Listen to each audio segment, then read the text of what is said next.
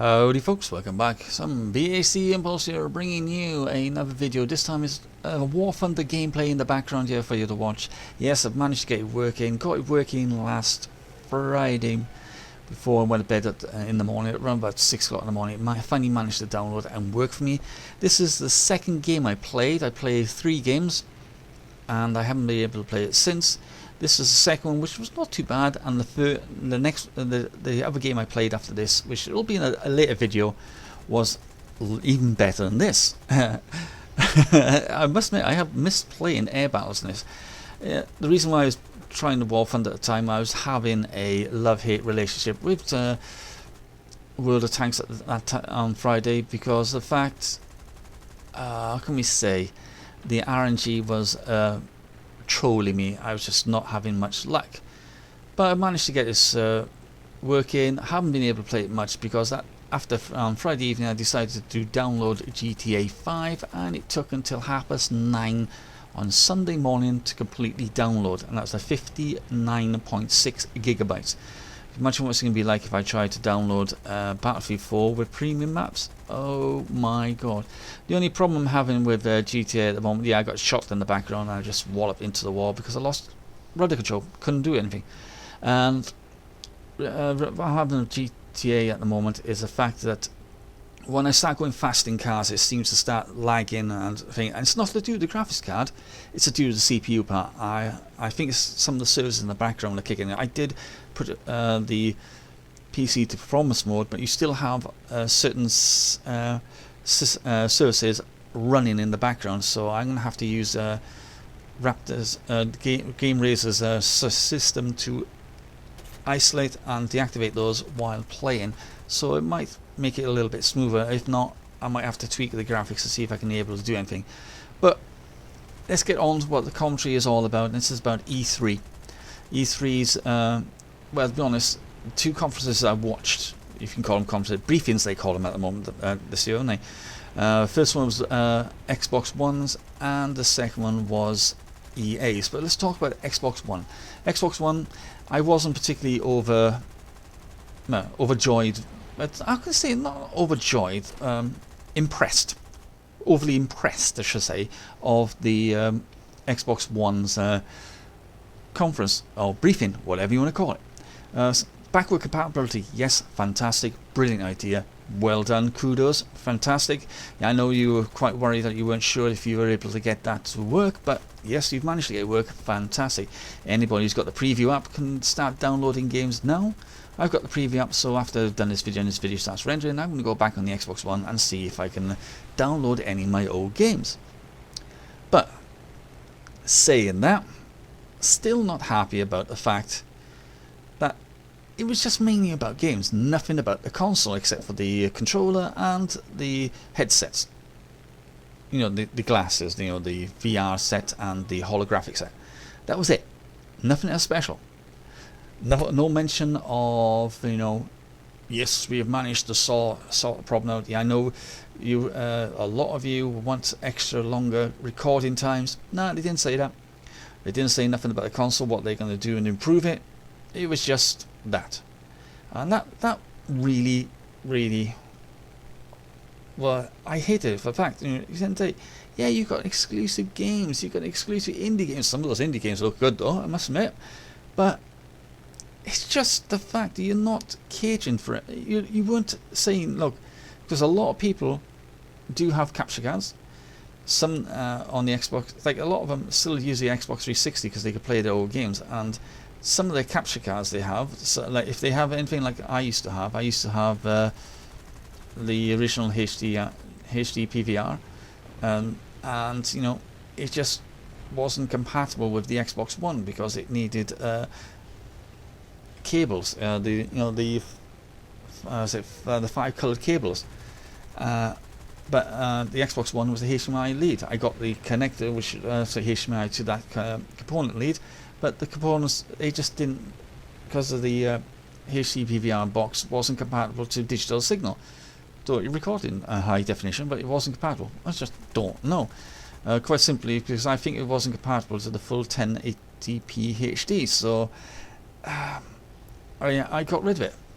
And to be honest, I wish I hadn't. I wish I kept my Xbox 360 at the moment, because I've been literally, how can we say, underwhelmed with the Xbox One lately, and you know that because I've said it quite a lot of times.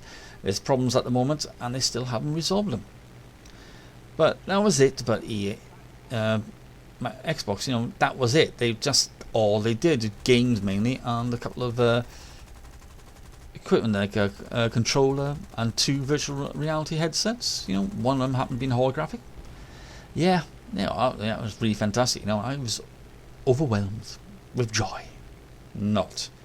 Then I went and watched the EA briefing. That was at 9 o'clock in the evening, and I wasn't overly impressed with that one either, because typical EA always revolves around their games.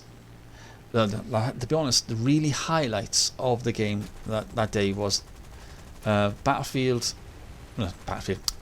Star Wars Battlefront was absolutely looked fantastic on the PS4. Imagine what it's going to look on the PC. I mean, and they were right that the game would look like it did when they were doing that trailer, and it does. It's absolutely a beautiful game, and apparently it's been well formatted as well. So it's going to be running smooth. That was a highlight, but the best highlight of me was seeing Pele, the master himself. Look, he looked absolutely fantastic.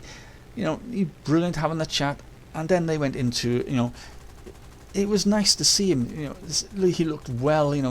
For his age, he looks absolutely fantastic. He was the star of Brazil for a long time. You can't beat him. He was an absolutely fantastic player, and it was nice to see him there.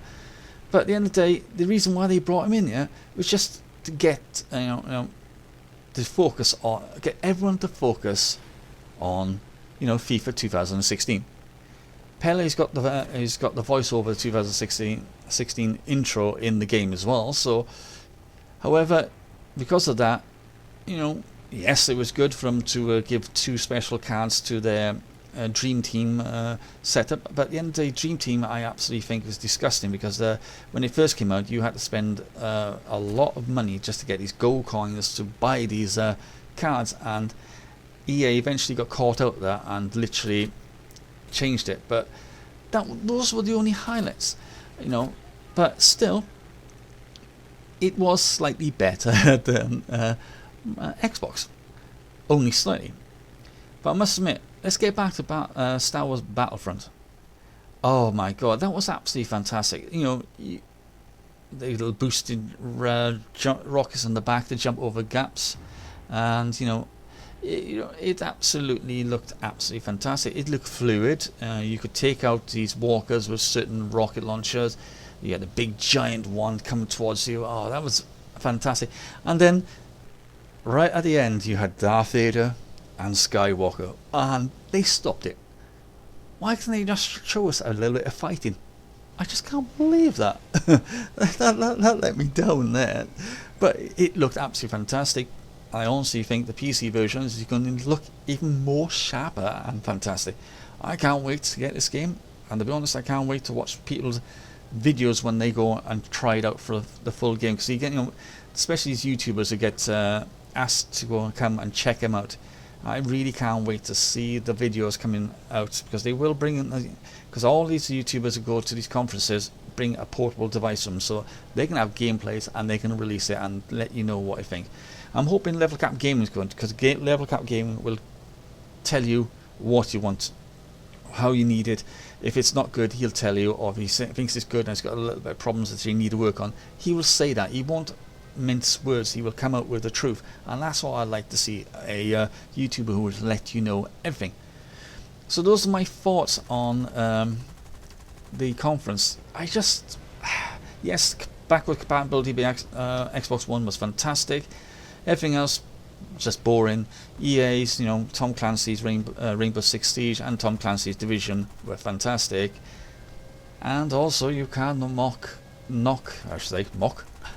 Star Wars Battlefront. That looked absolutely fantastic. That was, that was the only highlights. And Pele was the best highlight of all this evening, and I will always say that.